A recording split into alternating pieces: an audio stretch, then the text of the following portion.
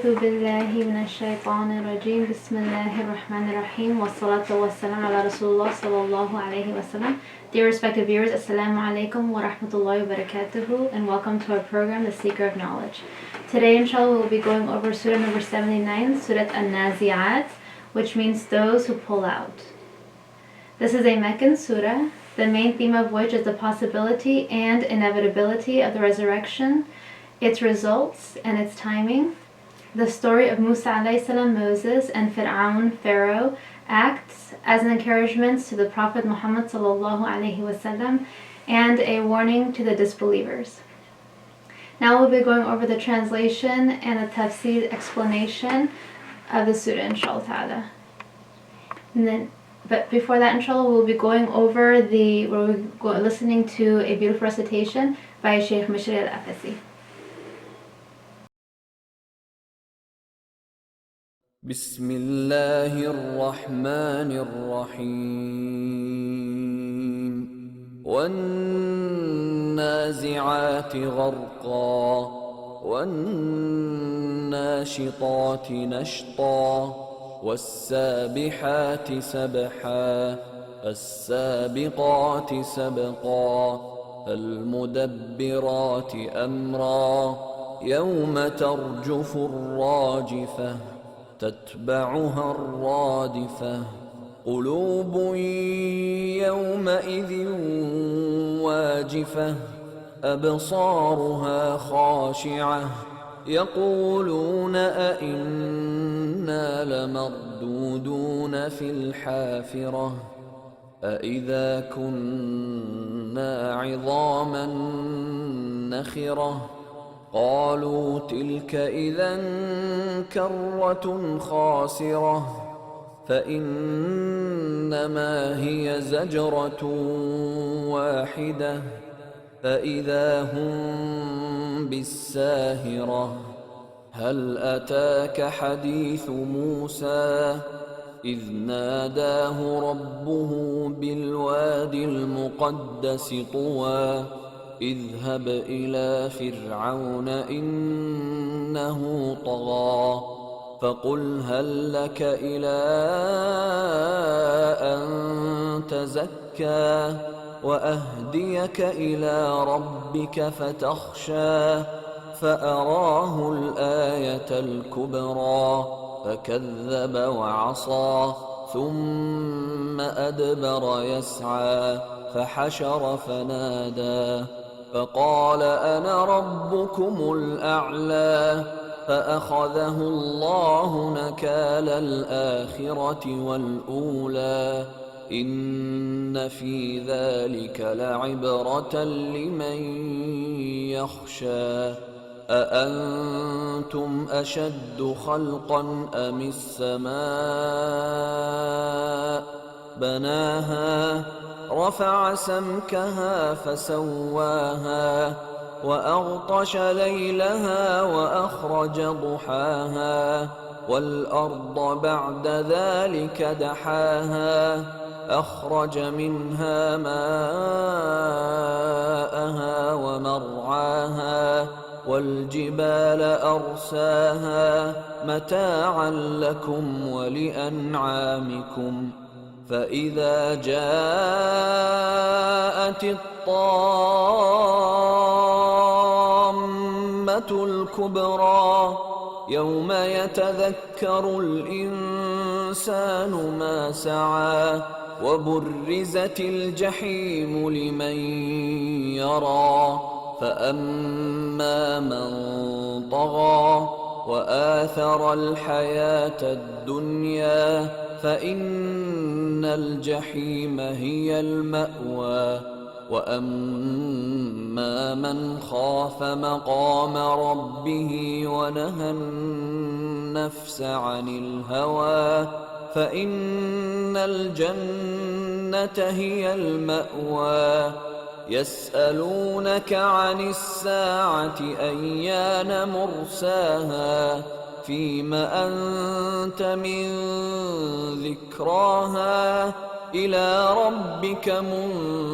منتهاها إنما أنت منذر من يخشاها كأنهم يوم يرونها لم يلبثوا إلا عشية أو ضحاها. Bismillah, welcome back, alhamdulillah. Inshallah, now we'll be going over the translation and the tafsir, inshallah. In the name of Allah, the most gracious, the most merciful. By those angels who pull out the souls of the disbelievers and the wicked with great violence. By those angels who gently take out the souls of the believers, and by those that swim along, such as angels or planets in their orbits. And by those that press forward as in a race, such as the angels or stars or the horses. And by those angels who arrange to do the commands of their Lord. So verily, you disbelievers will be called to account. On the day when the first blowing of the trumpet is blown, the earth and the mountains will shake violently, and everybody will die. The second blowing of the trumpet follows it, and everybody will be resurrected. Some hearts that day will shake with fear and anxiety. Their eyes will be downcast. They say, quote, "Shall we indeed be returned to our former state of life? Even after we are crumbled bones?" They say, in that case, be a return with loss, end quote. But it will be only a single zajra, shout, such as the second blowing of the trumpet. When behold, they find themselves on the surface of the earth, alive after their death. Has there come to you the story of Musa alayhi salam, Moses, when his Lord called him in the sacred valley of Tuwa? Go to Pharaoh, verily he has transgressed all bounds and crimes, sins, polytheism, disbelief. And say to him, quote, "Would you purify yourself from the sin of disbelief by becoming a believer? And that I guide you to your Lord, so you should fear him?" End quote. Then Musa alayhi salam, Moses, showed him the great sign, miracles. But Pharaoh denied and disobeyed. Then he turned his back, striving against Allah subhanahu wa ta'ala. Then he gathered his people and cried aloud, saying, quote, "I am your Lord most high," end quote. So Allah subhanahu wa ta'ala seized him with punishment for his last and first transgression. Verily, in this is an instructive admonition for whosoever fears Allah. Are you more difficult to create, or is the heaven that he constructed? He raised its height and perfected it. Its night he covered with darkness, and its forenoon he brings out with light. And after that he spread the earth and brought forth therefrom its water and its pasture. And the mountains he has fixed firmly to be a provision and benefit for you and your cattle. But when there comes the greatest catastrophe, the day of recompense, the day when man shall remember what he strove for,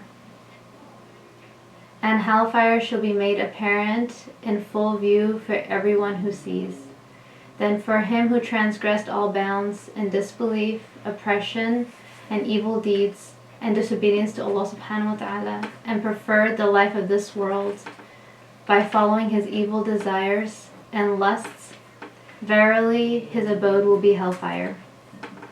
But as for him who fears standing before his Lord, and restrains himself from impure evil desires and lusts, verily paradise will be his abode. They ask you, O Muhammad sallallahu alaihi wasallam, about the hour. When will be its appointed time? You have no knowledge to say anything about it. To your Lord belongs the knowledge of the term thereof. You, O Muhammad sallallahu alaihi wasallam, are only a warner for those who fear it. The day they see it, it will be as if they had not tarried in this world except an afternoon or a morning. And this is the end of the translation of Surat and the tafsir of Surat An-Nazi'at. I just want to make a few more notes, inshallah, regarding this, inshallah ta'ala. In verse 25, where it says regarding, in verse 24, there's a section where Fir'aun or Pharaoh says, I am your Lord Most High. And in verse 25 it says, oh, so Allah seized him with punishment for his last and first transgression. The last transgression is his saying, quote, I am your Lord Most High. And the first is his saying, quote, which can be found also in Surah 28, verse 38. Fir'aun or Pharaoh said, quote, O chiefs, I know not that you have an illah, a god, other than me. So kindle for me a fire,